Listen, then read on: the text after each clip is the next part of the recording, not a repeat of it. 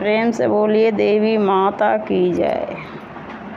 चूना से चूने टलहथिन मैया जी के मंदिलवा से, मैया जी के मंदिलवा सभे मिल पूजा करबो जी देवी माइया, सभे मिल पूजा करबो जी देवी माइया।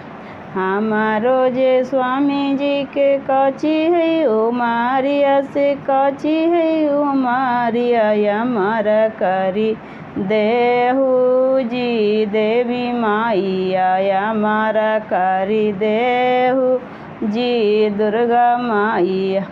हमारो जे स्वामी जी के कची है उमारिया से, कची है उमारिया अमर करी देहु जी सभे माइया, अमर करी देहु जी सभे माइया। चूना से चूने टलहथिन मैया जी के मंदिलवा से, मैया जी के मंदिलवा सभे मिल पूजा करबो जी देवी माइया, सभे मिल पूजा करबो जी देवी माइया। हमारो जे बेटवा के कची है उमारिया से, कची है उमारिया अमर करी देहु जी देवी माइया, अमर करी देहु जी काली माइया, अमर करी देहु जी दुर्गा माइया।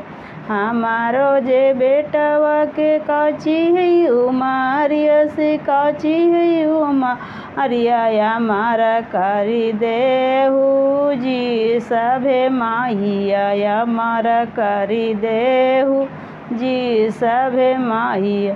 चूना से चूने टलहथिन मैया जी के मंदिलवा से, मैया जी के मंदिलवा सभे मिल पूजा करबो जी देवी माइया, सभे मिल पूजा करबो जी देवी माइया।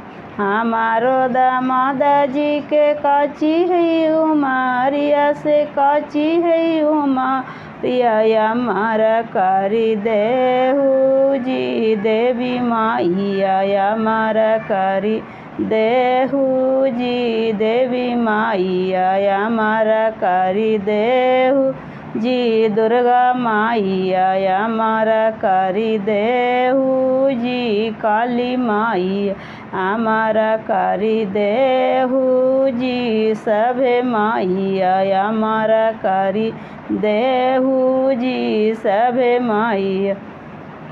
चूना से चूने टलहथिन मैया जी के मंदिलवा से, मैया जी के मंदिलवा सभे मिल पूजा करबो जी देवी माइया, सभे मिल पूजा करबो जी देवी माइया। हमारो जे बेटिया के कची है उमारिया से, कची है उमारिया अमर करी देहु जी देवी माइया, अमर करी देहु जी दुर्गा माइया, अमर करी देहु जी काली माइया, अमर करी देहु जी सभे माइया। चूना से चूने टलहथिन मैया जी के मंदिलवा से, मैया जी के मंदिलवा सभे मिल पूजा करबै जी देवी माइया, सभे मिल पूजा करबो जी देवी माइया। हमारो जे बेटवा के प्राइवेट है नौकरिया से, प्राइवेट है नौकरिया सरकारी करी देहु जी सभे माइया, सरकारी करी देहु जी सभे माइया। चूना से चूने टलहथिन मैया जी के मंदिलवा से, मैया जी के मंदिलवा सभे मिल पूजा करबो जी देवी माइया, सभे मिल पूजा करबो जी देवी माइया। हमारो दामादा जी के प्राइवेट है नौकरिया से, प्राइवेट है नौकरिया सरकारी करी देहु जी सभे माइया, सरकारी करी देहु जी सभे माइया। चूना से चूने टलहथिन मैया जी के मंदिलवा से, मैया जी के मंदिलवा सभे मिल पूजा करबै जी देवी माइया, सभे पूजा करबो जी देवी माइया। हमारो जे बेटिया के प्राइवेट है नौकरिया से, प्राइवेट है नौकरिया सरकारी करी देहू जी सभे माइया, सरकारी करी देहू जी सभे माइया। प्रेम से बोलिए देवी माता की जय। मेरा वीडियो अच्छा लगा तो चैनल को ज़रूर से ज़रूर सब्सक्राइब कीजिए।